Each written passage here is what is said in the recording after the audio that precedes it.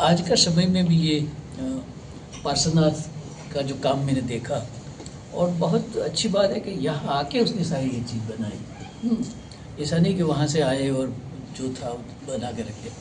तो एक दूर महाराष्ट्र का पेंटर गुजरात में आके, जो भी गुजरात का प्रोग्रेस चल रहा है, यानी ऑलरेडी काफ़ी हाइट पर पहुँच गया है, उसी हाइट में बैठ के हमारे अहमदाबाद में बैठ के पार्श्वनाथ ने काम किया, तो बड़ी अच्छी बात है।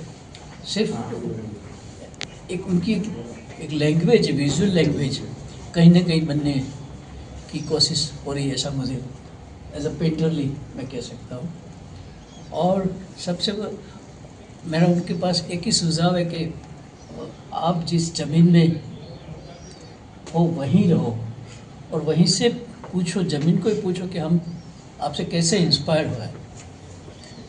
तो फिर लगता है कि थोड़े शुरू में प्रॉब्लम होगा अपनी लैंग्वेज और लोगों को समझाने में, लेकिन ज़मीन से जुड़ने से एक बहुत, यानी हमारे देश का ही वही कैरेक्टर है कि ज़मीन में जो, अपनी ज़मीन में जो चीज़ें हैं वो कहीं दुनिया में कहीं नहीं है। तो आप तो बहुत सद्भागी हो कि आपके पिता ने आपको एक ज़मीन दी है, और वो ज़मीन के साथ ही मैंने उस वक्त भी बात की थी कनेरा में, आपका स्टूडियो भी उसी ज़मीन में रखो, वही कुछ लगता है कि आपको अकेलापन लगता है, या और किसी से आर्ट वर्ड के साथ डायलॉग करें तो आप बुलाइए किसी अपने दोस्तों को, पेंटरों को, और काम करने। तो सबसे मुझे बहुत खुशी है कि वो ज़मीन का पेंटर है, और वहीं पे सिर्फ उनको अपनी लैंग्वेज तैयार करने के लिए, क्रिएट करने के लिए थोड़ा सा सोचना पड़ेगा, प्रैक्टिस करनी पड़ेगी।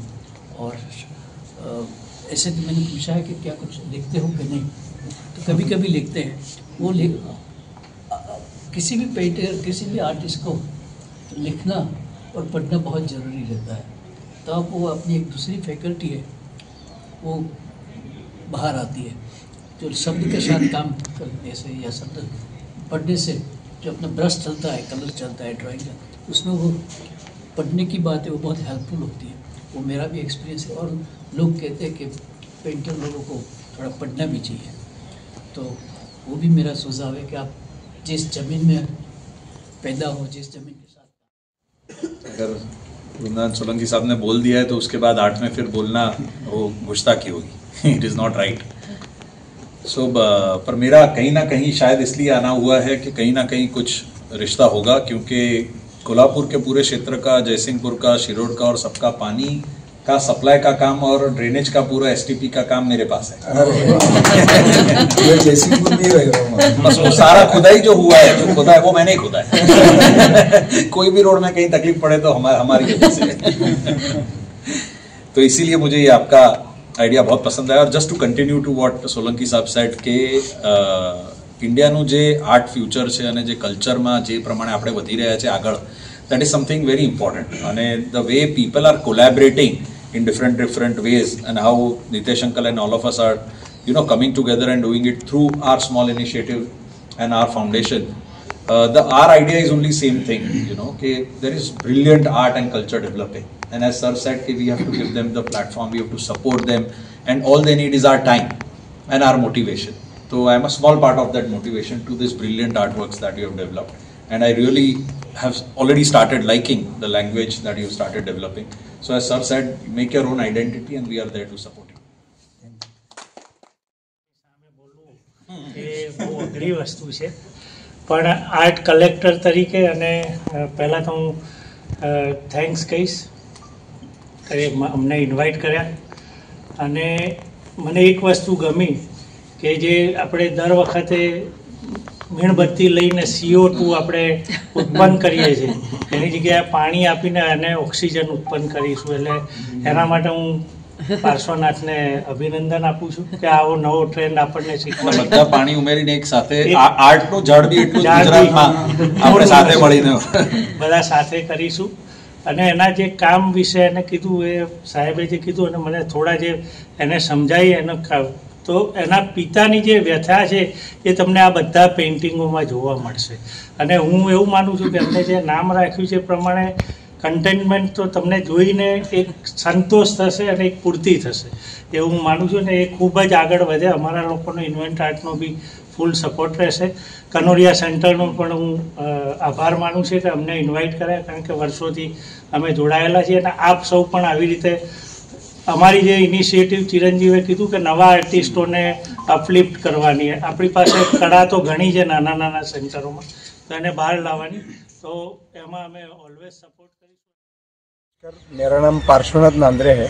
मैं महाराष्ट्र के कोल्हापुर ज़िले से हूँ और पिछले 3-4 महीने से मैं कनोरिया सेंटर फॉर आर्ट्स में एज अ इनवाइटेड आर्टिस्ट काम कर रहा हूँ. वहाँ पे मुझे स्टूडियो अलॉट किया गया था, तो ये मेरा सौभाग्य था कि यहाँ पे काम करने का मौका मुझे मिला. तो पिछले 4 महीने में जो काम मैंने किया है, तो ये आज मैं द आर्ट गैलरी अहमदाबाद में गुफा, ये जो आर्ट गैलरी है यहाँ आज मैं ये एग्ज़िबिट करने जा रहा हूँ. आज से ये मेरा शो शुरू हो रहा है. तो ये इस एग्ज़िबिशन में ये जो मेरी प्रदर्शनी है, ये मैंने अपने पिताजी के यादों में डेडिकेट किया हुआ है. उन्होंने जो अपनी ज़िंदगी में संघर्ष किया, दुख सहे, जो कुछ भी उनकी समस्याएं थी, तो वो अपने साथ ही वो उन्होंने सहा. हमें उसका एहसास नहीं होने दिया. लेकिन उनके इस त्याग से, उनका जो संघर्ष है, उससे जो कुछ भी निकला, वो मेरा कैनवास जो अब बन रहा है, वो उसी का रिचनेस है. तो उसके बीच में जो दर्द उन्होंने सहे हैं, तो उसको ना दिखाते हुए उन्होंने जो हमारे साथ, मेरे परिवार के साथ जो खुशियाँ दी, जो सुख दिया, जो आनंद दिया, तो उसको मैं प्रेजेंट करने की कोशिश कर रहा हूँ. तो वो खेत में जाते थे, तो खेतों की सारी इम्प्रेशंस है, उनका जो काम करने का तरीका था, अपने वो मिल मजदूरी करते थे, तो वहाँ पे जो डेडिकेटली काम करते थे, वो बहुत डिवोशनल काम उन्होंने वहाँ पे किया है. तो वो सारी चीज़ें मैं इस अपने कैनवास से दिखाने की कोशिश कर रहा हूँ. यहाँ पे मैंने कुछ एक्सपेरिमेंटल वर्क्स भी किए हैं पे कलर एक्रेलिक कैनवास के साथ, और कैनवास के साथ कोलाज में भी कुछ काम किया है. वो एक अलग आपको फील देगा, आपको एक अलग अनुभूति देगा. तो मैं ये चाहता हूँ कि आप सब यहाँ आए, ये अनुभूति आप स्वयं प्राप्त करें, और आप ये दृश्य भाषा जो मेरी है, आप ज़्यादा से ज़्यादा लोगों तक पहुँचाने की कोशिश करें.